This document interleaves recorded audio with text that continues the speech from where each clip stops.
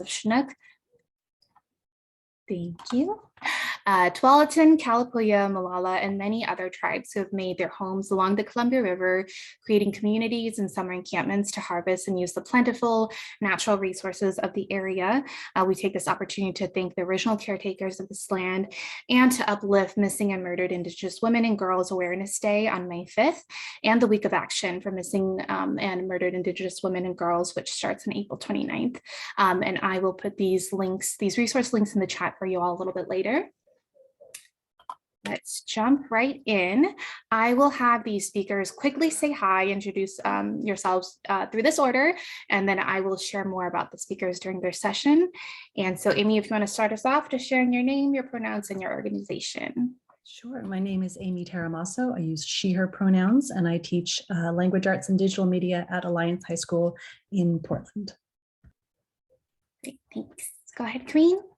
Hi, I'm Corinne McQueen, and I'm at the Portland Bureau of Transportation. I'm a transportation planner. Great, thanks. And go ahead, Roshan. Hi, I'm Roshan Korean. I use she, her pronouns. I'm with the Portland Bureau of Transportation on the Biketown team. Great, thank you. And again, I am Sal Pasadas with the Portland Bureau of Transportation in the Safe Routes to School program. And throughout the presentation, as you see here, our lovely Queen, Whitney Houston, will also pop up.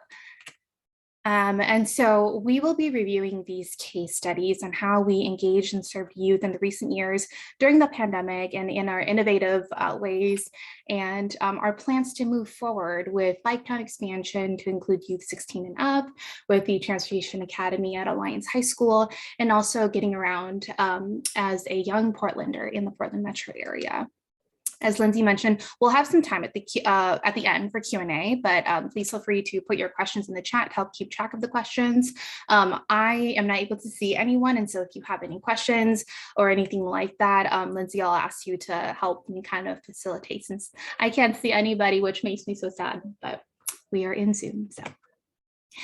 And so for today's objectives, we hope that you all learn about supporting active transportation for youth, learn more about how to work with schools and community partners to support and incentivize youth active transportation use. And we hope you leave feeling inspired from this exciting work and feel prepared for your next karaoke session to sing all of the greatest hits by Miss Whitney.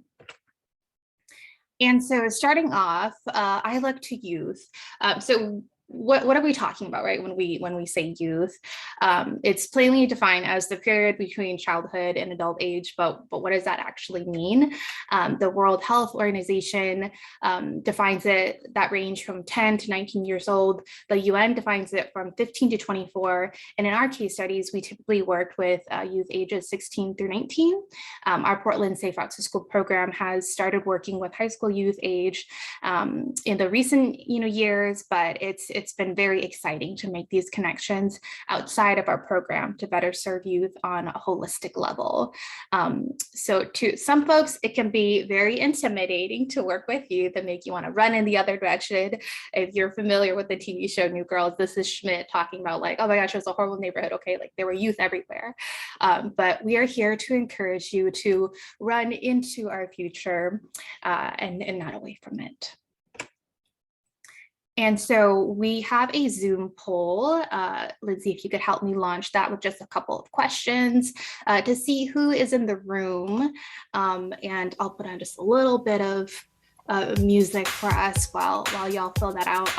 Let me know, Lindsay, if it doesn't work for some reason, and we have the questions here too. Yeah, I'm not seeing any polls listed on here. You're not seeing any ones?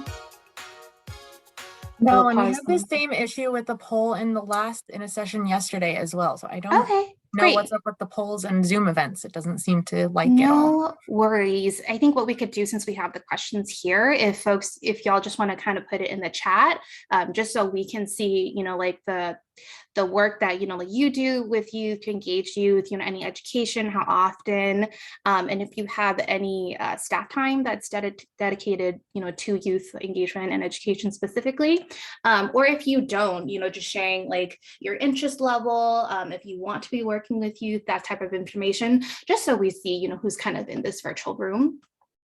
And I'll just give us maybe like a minute to do that, if that's all right. And go ahead and just put it in the chat. Thanks.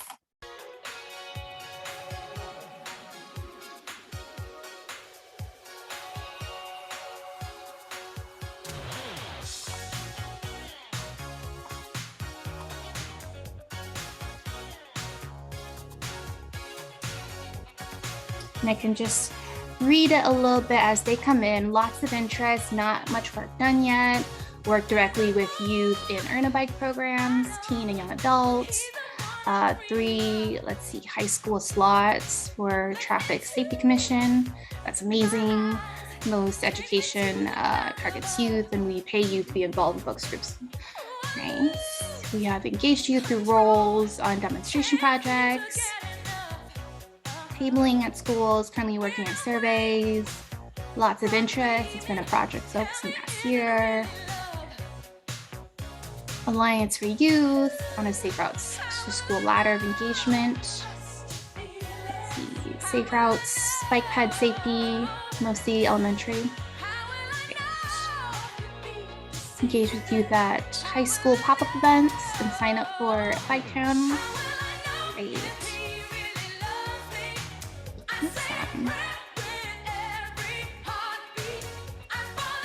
Okay, slowing down a little. So I will move us on. Stop Ms. Whitney. Great. It's awesome to see all of the different types of folks that we have in the room. I love that there's so much interest and, already so much engagement with youth. This is really exciting. We're going to move on, but please keep it coming if you're still typing, what engagement you do. I'd love to see that. Thank you. And so our first speaker will be sharing about the Biketown Bike Share expansion to include youth 16 and up. It was very exciting to see that students were in this expansion for Bike Share, and there was a really natural opportunity that came up in both of the Biketown program and Safe Routes to School program on educating youth on how to ride and use Biketown in the road. And so Roshan Kurian is our Biketown queen and extraordinaire here at PBOT. She has been with PBOT in our active transportation division for almost 4 years. She has a bachelor's of science degree in exercise science and a master's degree in public health and epidemiology. Roshan's favorite Whitney Houston song is I Want to Dance with Somebody. Roshan, I'll pass it over to you. Let me know when you want me to move the screen. Thank you. Thank you so much, Zal. I had the pleasure of working with Zal and Amy from Alliance to put together this pilot program at Alliance High School Mead Campus, which we call the Transportation Academy. And we also had Isaac Watson, who was our summer works intern that was helping us on this as well. And so we had 2 classes. One was 6-week long and one was 4-week long.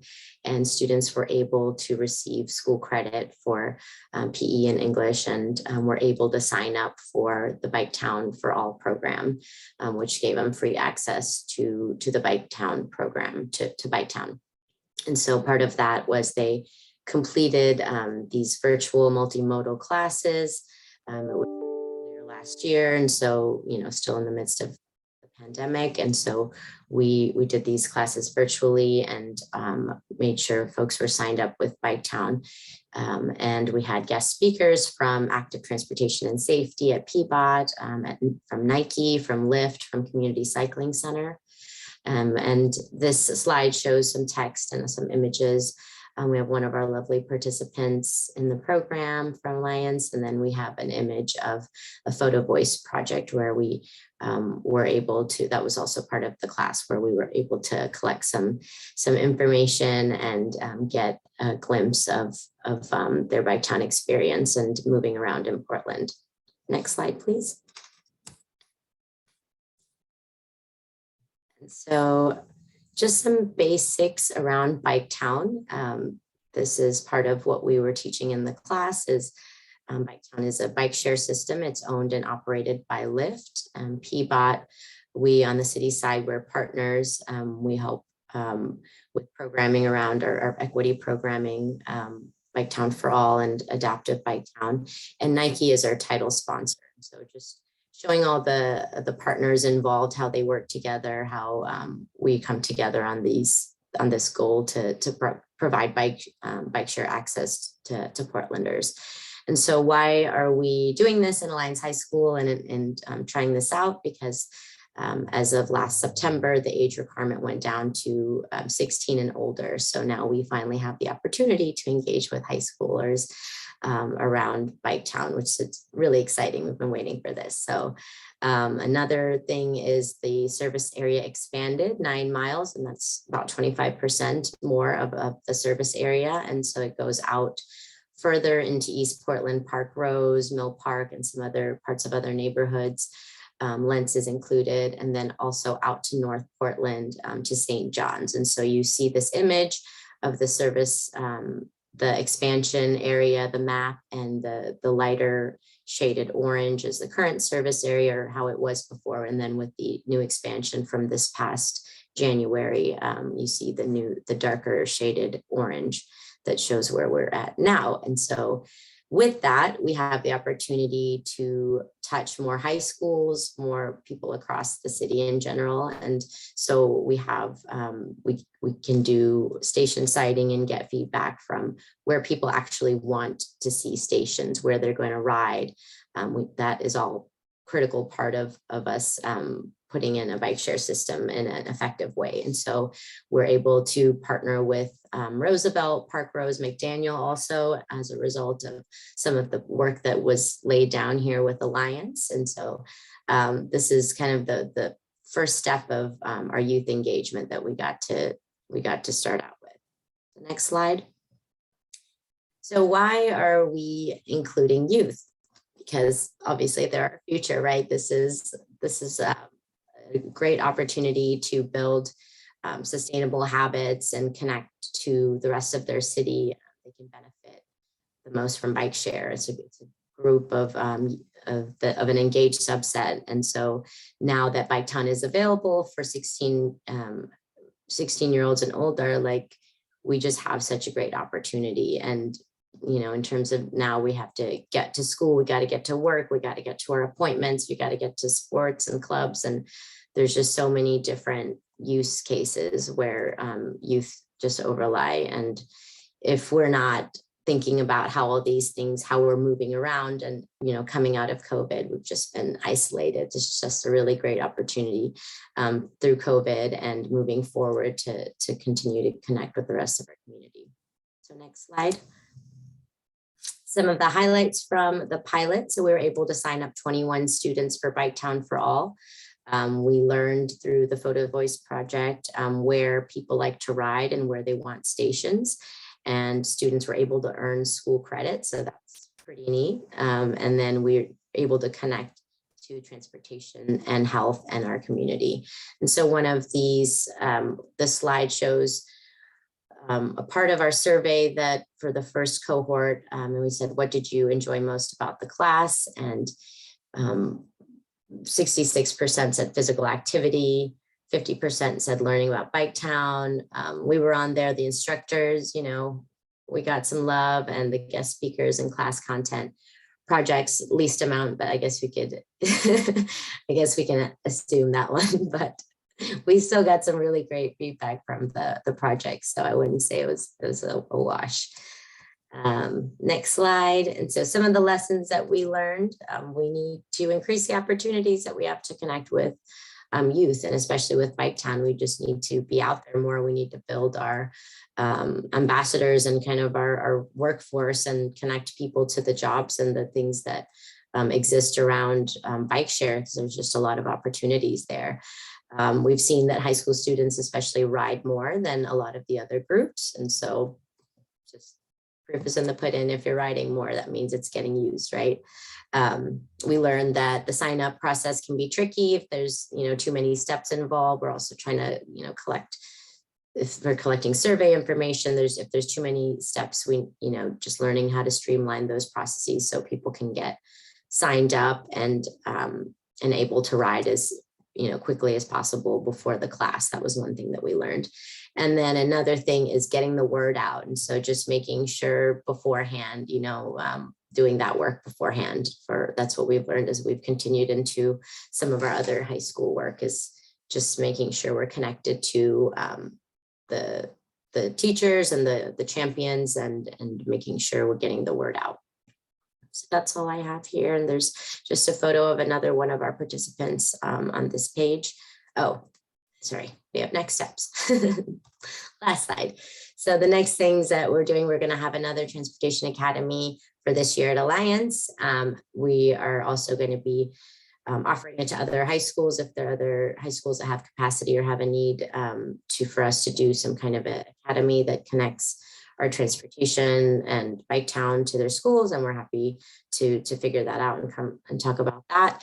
And then we're also doing pop-ups, so sign up opportunities to activate the new stations. So as we have new stations coming to Roosevelt, we have Park Roses already been put in, McDaniel is coming in. So just having more activation events around that and making sure once the bikes are there that we're getting people on them responsibly.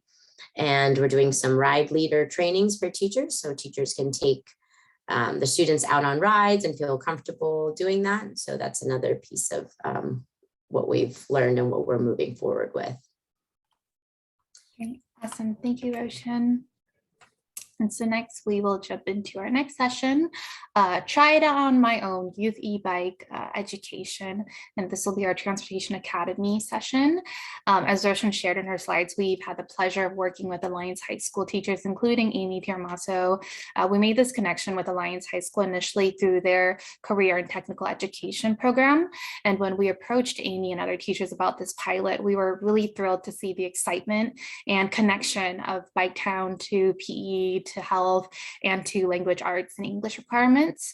And so Amy Tiramasso is a teacher and educator at Alliance High School on Meek campus, specializing in English and digital media for 19 years. So we're very blessed to have her expertise. And she has a degree, she has degrees actually in fine arts and library media. So this will be our second year working with Amy and her students, and her favorite Whitney Houston song is her rendition of the Star Spangled Banner at the 1991 Super Bowl. Amy, I'll pass it over to you. Thank you, Zhao. Hi, everyone. Nice to be here.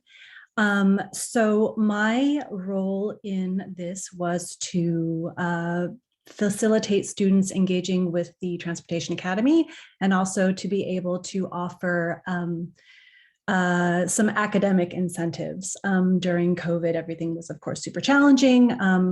And so we were really fortunate to have something so engaging and interesting to offer. In the weekly visits, students had an opportunity to benefit from the Transportation Academy curriculum, where they got a really great background in both, the transportation infrastructure of Portland, as well as history, with some really deep topics associated with that, which was really cool. And a big part of that was also using the hooking them into the Bike Town bikes as a way of incentivizing it, being able to offer PE credit, being able to offer language arts credit, and also offering a little bit of math with a co-teacher. But in this case, we were trying to do a lot. And so it was either or, math or language arts, because it was a lot to do, both of them. As Roshan mentioned, they created a photo voice essay as kind of their culminating project, where they were able to share the perspective on safety and accessibility. In the image that you see, we've got one of our students on a Bike Town bike. I actually think that's his girlfriend, maybe, but just one of the examples of their stuff that they were able to share. And it was really wonderful to see the diversity of experiences. We have students, since we're not a neighborhood school, who live all over Portland, from way out in St. John's to down in Southwest. And so we got a really great perspective of the city as a whole. Next slide, please. So as I mentioned, the student projects were culminated in this photo voice essay. There's a link to all of these if anybody would like to see them. And then the LA portion also incorporated reading articles and discussions about different aspects of transportation, both about equity, but also about kind of globally, what does transportation look like? And the thing that I really did enjoy about doing these projects was that, it allowed students to share their experience, really grounded it in a very immediate and local and important topic for them, because our students, most of them are completely reliant on public transportation and their own bodies for getting around. Very few of them drive and don't necessarily have somebody who can drive them around. And so they cited all the things that were important to them in terms of getting around Portland, and had a lot of really important things to say about safety and infrastructure, and also were able to share pictures of their pets, which was probably the best part, because, pets. Next slide, please.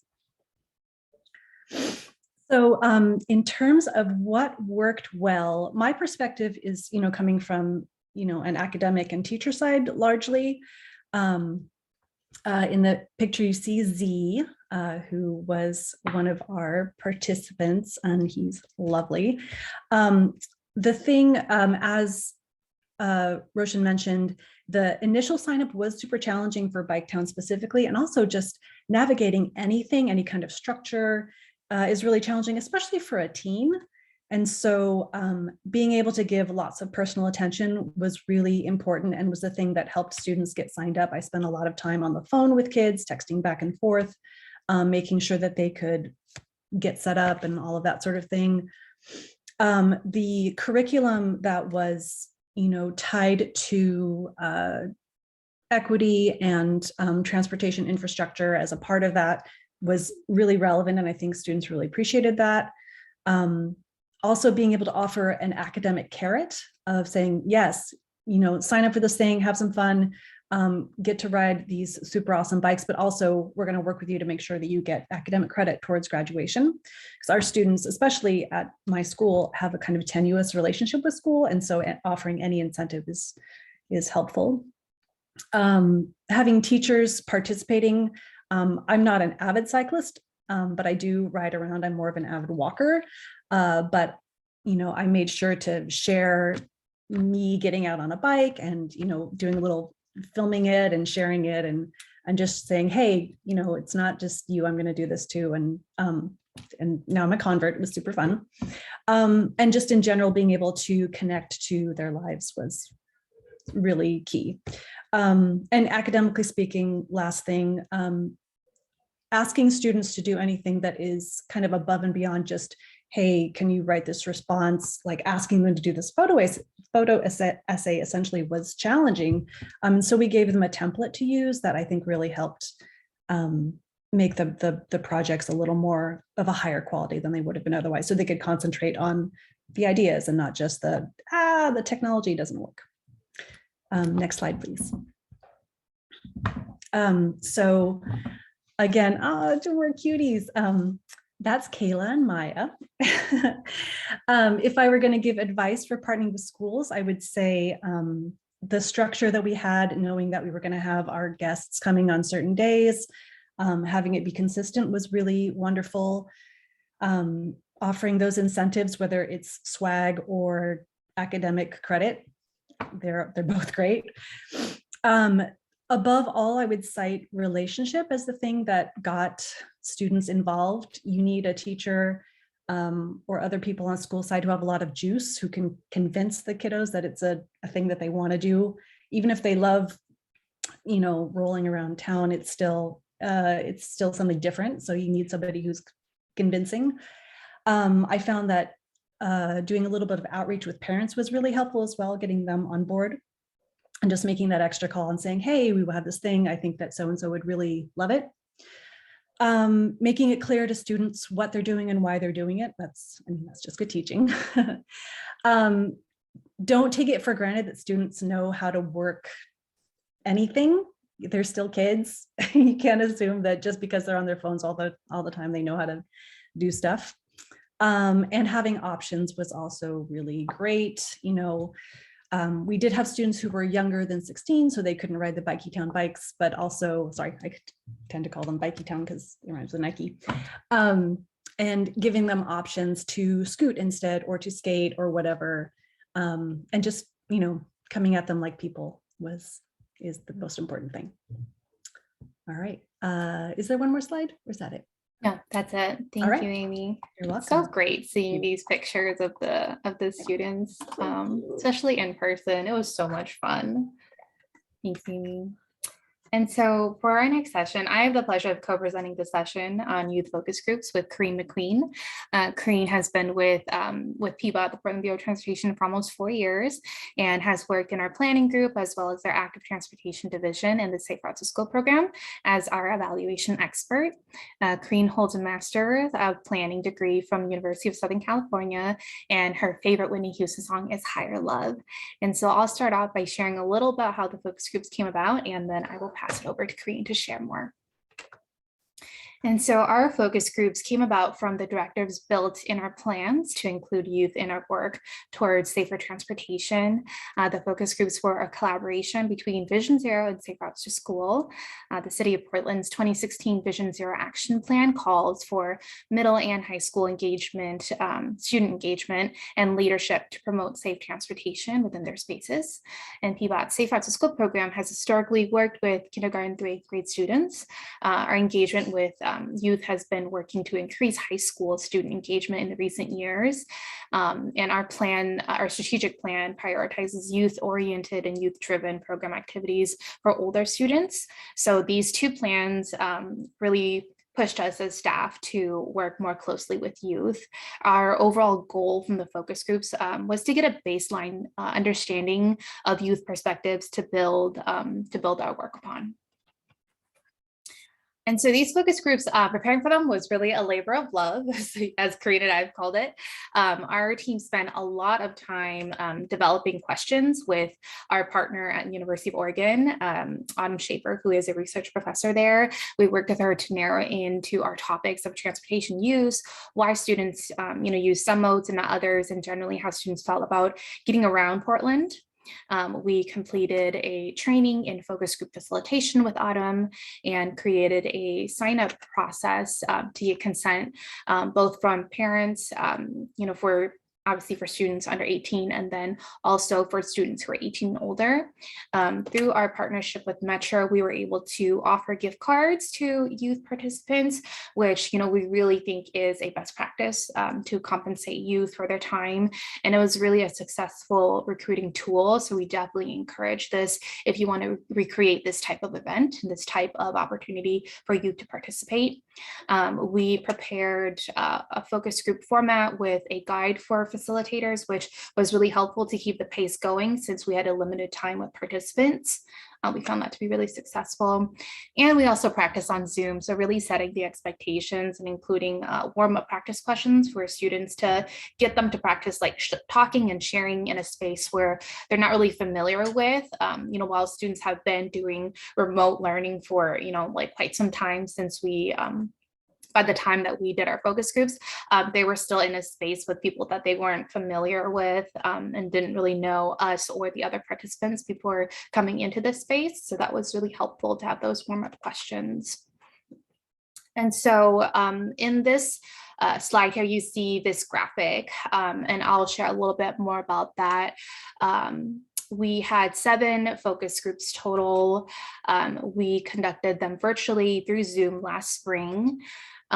We had about 64 students participate with over 24 schools represented here in Portland. Sorry. Let me go back real quick. We had an additional 3 focus groups that were led by the amazing Noelle Mickleberry from Metro. We have to note that Noelle was such an incredible partner and continues to be a really great partner with us. And she gave so much to this work. So we really appreciate her willingness to try something new with us. We spent a lot of time, as I mentioned, preparing for our focus groups. And there were a couple moments where Corrine and I, were nervous about, is anyone going to show up? Is anybody going to participate in this Zoom space? But really our key to success was our partnerships. From the beginning, we had partnerships with, like I mentioned, our U of O research professor, Autumn Schaefer, with Noelle and other Metro staff. To recruit students, we created this graphic here, the social media post that's shown in the slide. This brown graphic graphic shows, it reads high school focus groups, share your experience and influence traffic safety programs in your community with a promotion for a $20 gift card after participation. And we had other organizations and school districts really share this out, share this opportunity with the youth that they serve and work with. For many years, Safe Routes and Vision Zero have built our relationships with community-based partners who have a common goal of supporting youth to get around safely. And these relationships are really key for promoting these focus groups. And I will pass it over to Karine to share a little bit more. Great, thank you, Zhao. This picture on the slide shows an illustration of 4 people holding icons. So there's a sad face, a heart, a question mark, and a quote bubble with lines of text.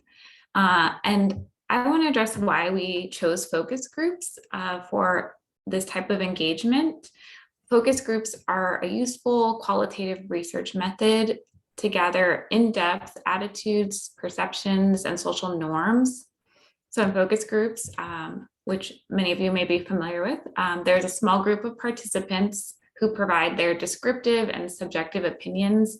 And there can be some back and forth, people nodding their heads or saying, yeah, I agree, and I want to build on that. So it's kind of has that group dynamic. Focus groups are valuable for exploring social issues and can be paired with quantitative data to better understand a topic. But focus groups have limitations as well. And because only 64 students participated in the Portland focus groups that we held, the themes don't represent the views of all youth. So everything from here on out that I share, it's really just from this smaller subset of students, but from a lot of different schools, different grades. So they take it with a grain of salt, knowing this is just a small sample. But I think you'll see as I share some of the perspectives from the youth, very interesting things that they shared. So we see these themes that I'll go into as a starting place to build understanding, knowing that this is just the beginning.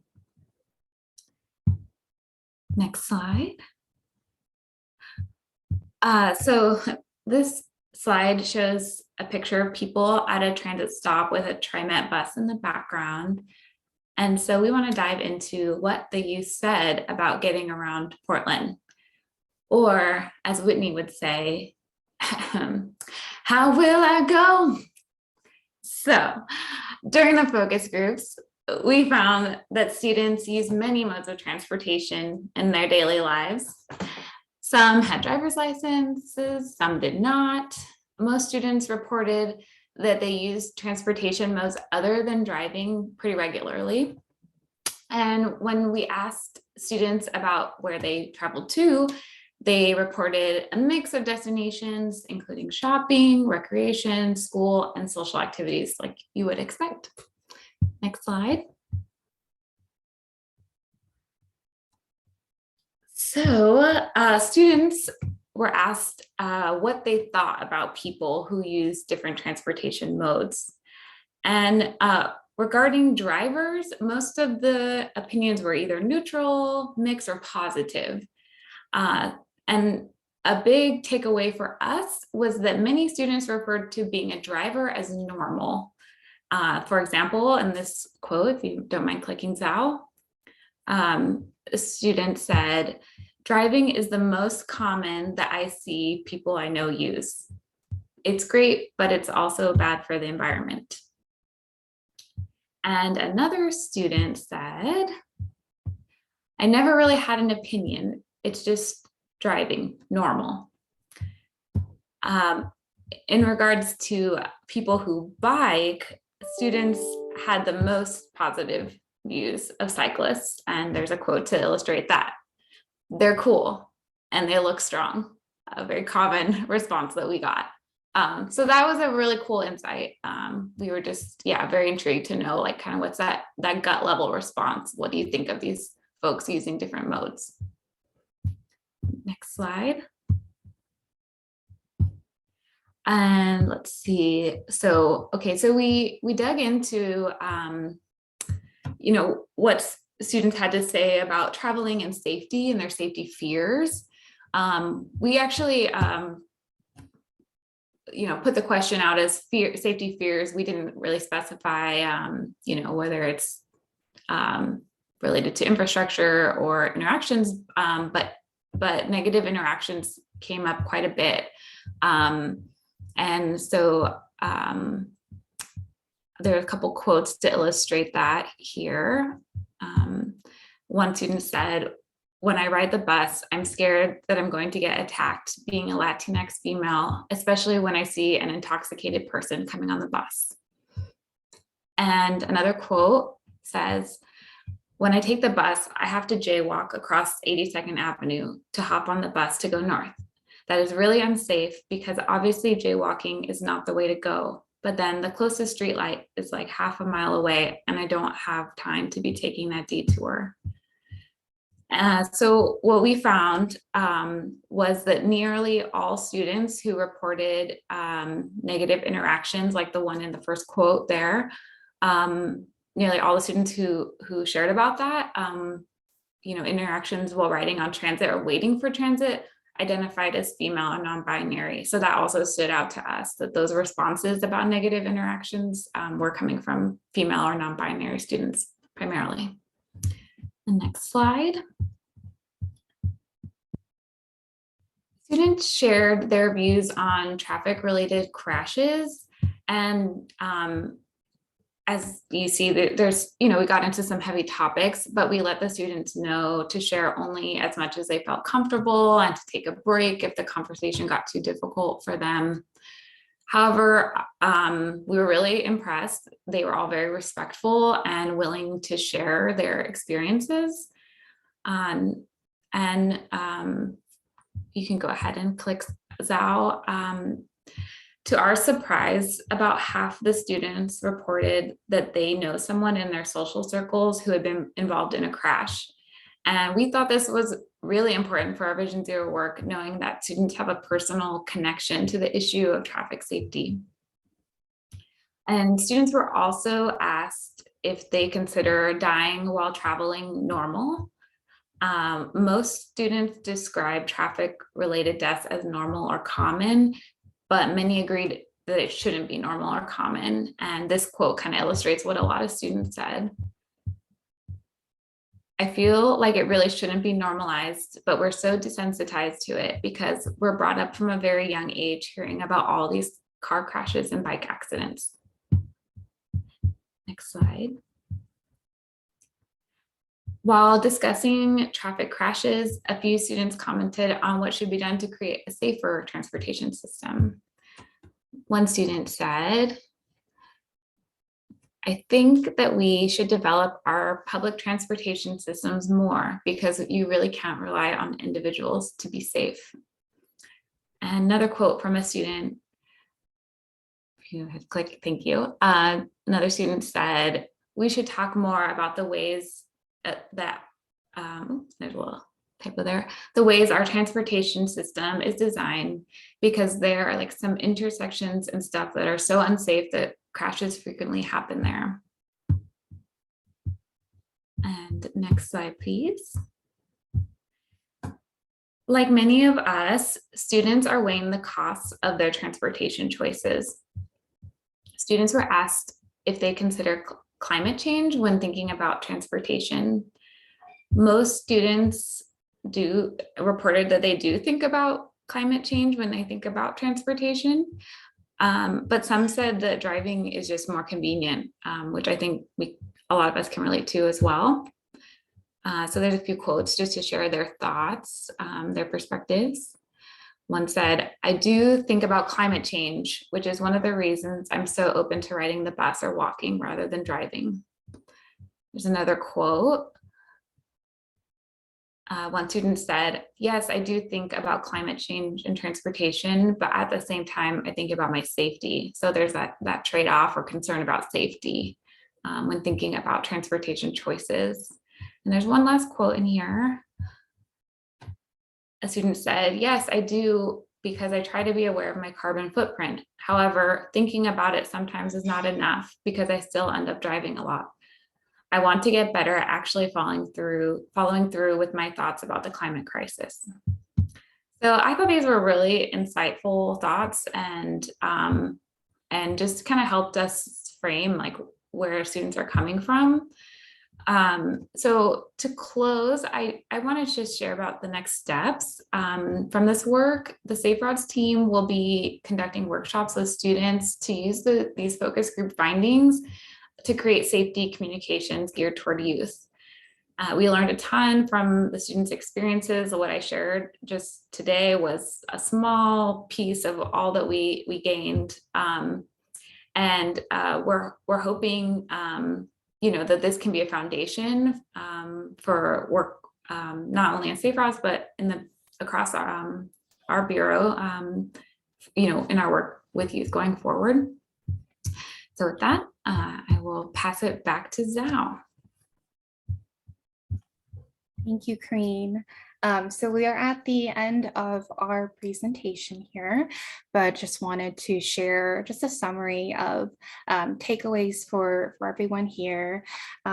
First off, there can definitely be miracles when you believe.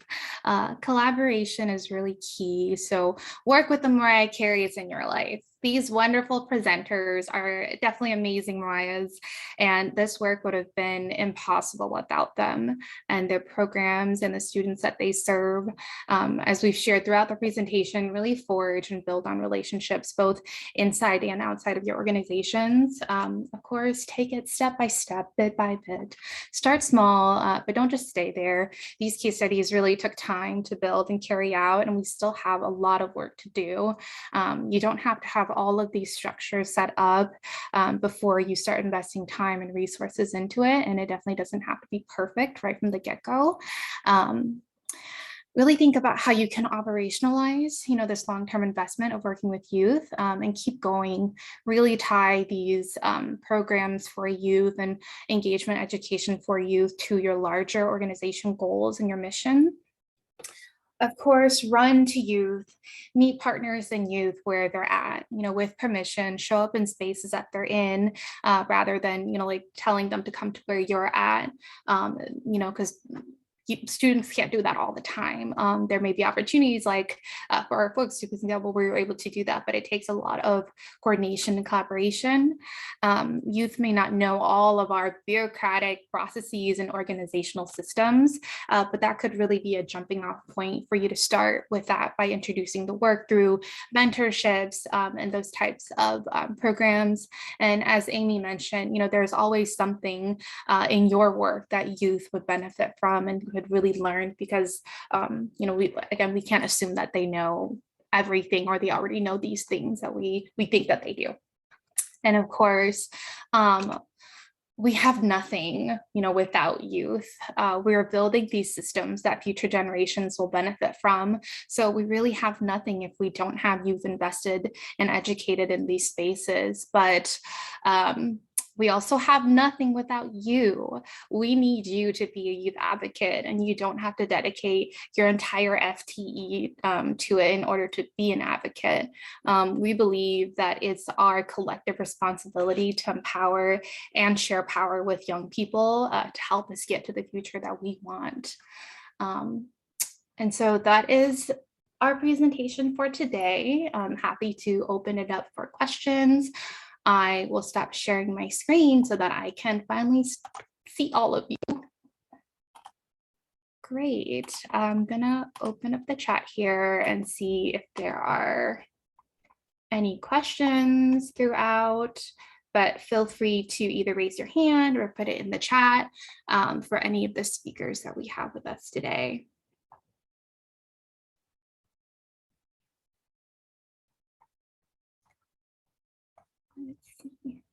More karaoke. Yes, we always want more karaoke. And so hoping that you all feel completely inspired after this to go and sing your favorite Whitney hits. So I have a question for Amy. Sure, go ahead, Janice. Thanks. Hi, Amy. Thank you so much for doing your work with our team. I really appreciate it. And I'm curious because not everyone here has bike share, but they could still do work with high schoolers. And so I was just curious, what your thoughts were of like, how could people implement this type of program in high schools that don't necessarily have bike share? I would say that first, I mean, looking to who your student population is first would be key. As I mentioned before, we have plenty of students who get around in different ways, whether it be walking or wheeling. And so I think that the kinds of work that we did around transportation, infrastructure, transportation justice, equity, these are super relevant topics. And so I could see easily building something around those questions for students, regardless of how they're getting around. We also have a partnership with Community Cycling Center where they're bringing bikes to our students. And so there might be other community partners who would be able to collaborate in that way. And I had a third thought that has now escaped me. But I would say that at its core, the ideas are relevant to everybody, regardless if you have this amazing gift of having Biketown. I also have students who are just like, I'm not interested in riding a bike, but I skate everywhere. And it's the same questions about, are my sidewalks safe? Is there an easy connection to my public transportation? And if not, why not? So yeah, I think that there's definitely options, but looking to your student population first is definitely a great first step. Great, thank you. Sure. Thanks for the question, Janice.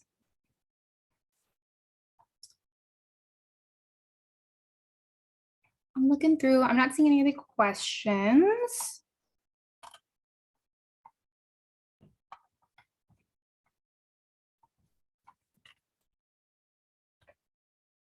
Well, I hope everybody leaves feeling inspired for karaoke and having a great time.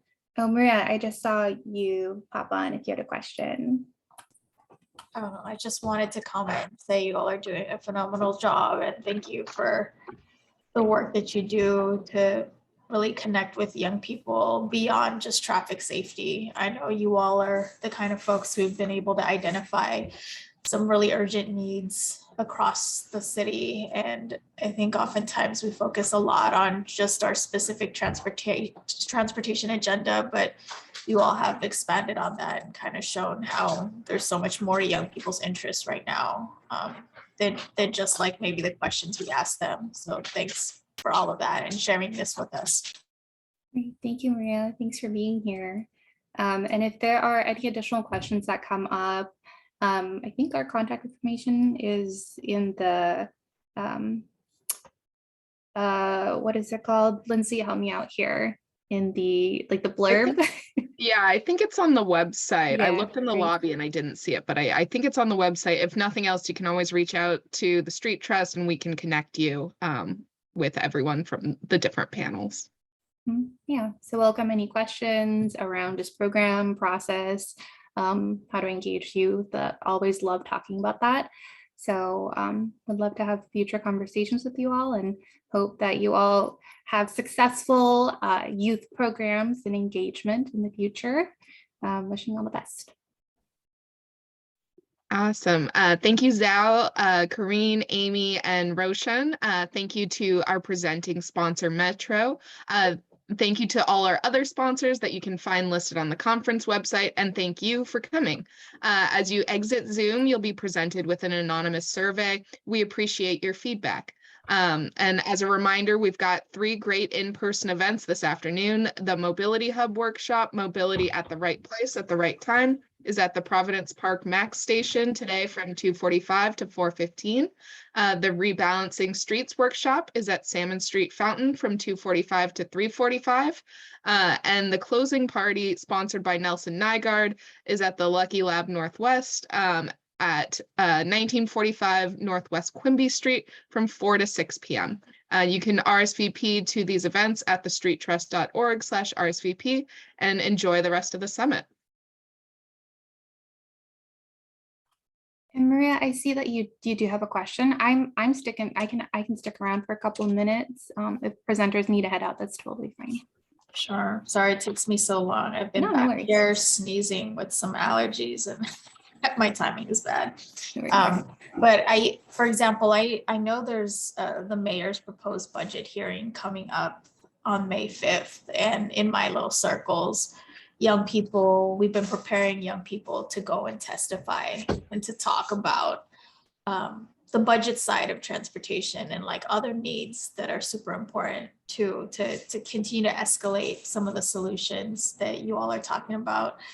How do y'all navigate like the role of working for city or school districts and like the heavy advocacy side of things? I know naturally you may be doing some of that, but like how do you set those boundaries, or how do your institutions advise you to set boundaries around advocacy?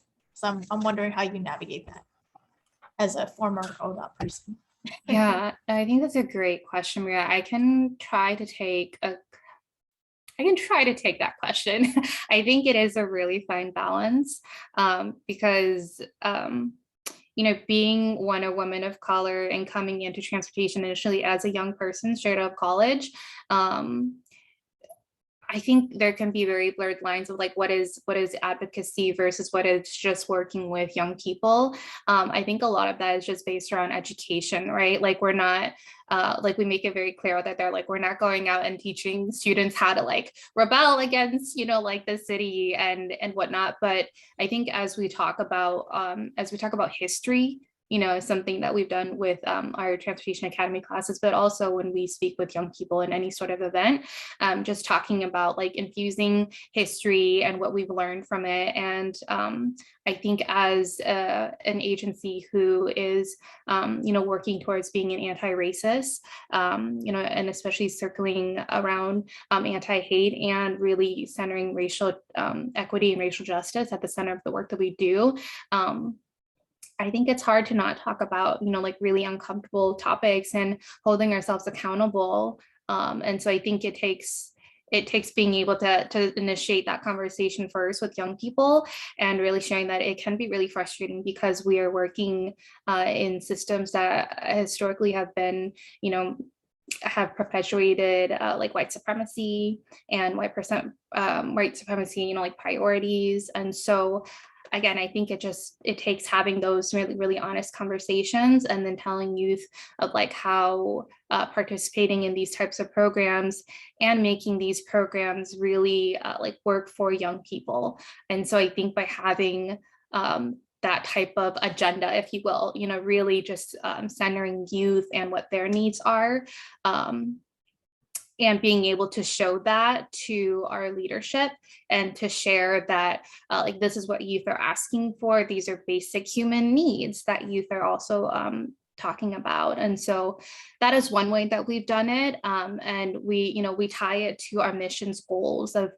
being anti-racist, of equity, of being more accessible to folks that we have traditionally not served. And we traditionally have not served young people with the demographics that these programs are currently serving.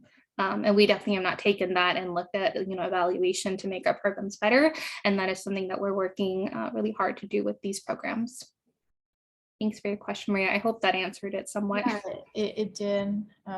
I work at the national level now, so I'm always trying to think about what resources folks in your roles would need to make that relationship easier. But you all have come up often nationally as like examples of expanding this work in a really good and intentional way. So just want to send my kudos to you all, and that the work is not going unnoticed. Thank you, Maria. Yeah, I think something that, we always advocate for is just more ways that we can bring students into this space, ways that really connect with them, and so like paying youth to be here, giving them incentives to be able to, like still go to school, but get this credit and really participate in this work. I think bringing students into these spaces in ways that resonate with them are really important to us. And so the more support that we can have with that at, every type of level, I think is incredibly important. So thank you for your advocacy there.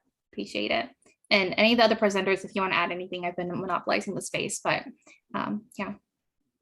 Okay. Thank you. Thanks for your question, Maria.